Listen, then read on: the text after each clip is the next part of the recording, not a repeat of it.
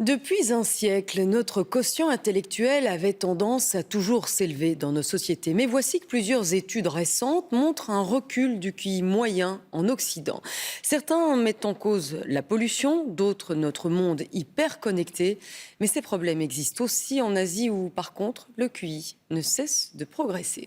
Lucie Dendoven. Nous sommes à la faculté de psychologie de l'ULB.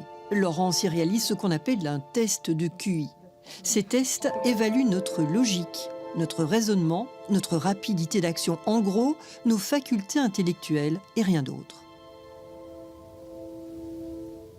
On ne s'intéresse pas tellement à la capacité d'entrer en relation avec les autres, on ne s'intéresse pas tellement dans ces tests à ce qu'on appelle l'intelligence émotionnelle.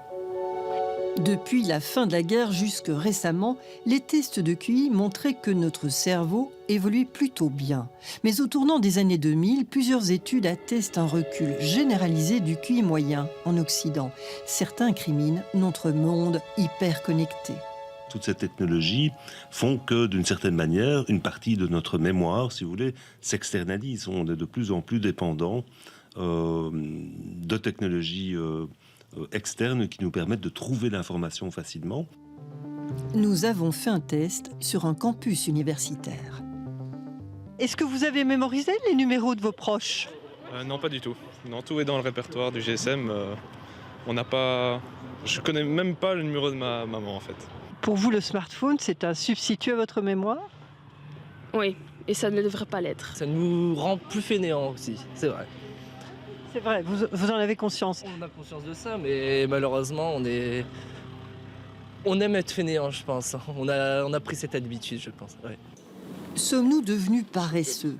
Pour cet expert, non. Nous sollicitons simplement d'autres zones de notre cerveau.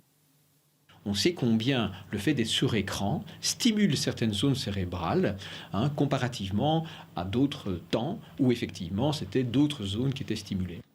La génération Google a tellement intégré les nouvelles technologies que son cerveau s'est transformé. Son hippocampe, la zone de la mémoire, s'est atrophiée, alors que les lobes préfrontaux, les zones de la synthèse, se sont développés.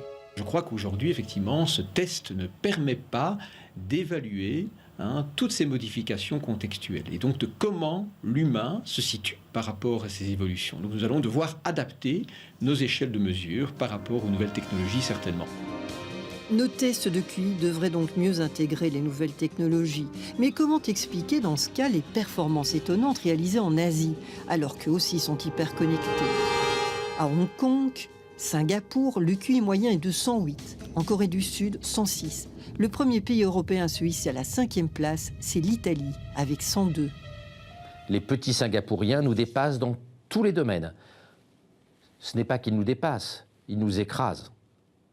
Probablement avons-nous renoncé à notre leadership technologique, éducatif et scientifique, tel que nous l'avions il y a encore 50 ans. À l'inverse, dans ces pays-là, les parents poussent beaucoup leurs enfants. Des sommes considérables sont investies sur l'école. Améliorer notre enseignement, c'est ce que prône ce spécialiste, convaincu que c'est la manière d'intégrer le monde de demain, un monde où nos jeunes devront rivaliser avec l'intelligence artificielle.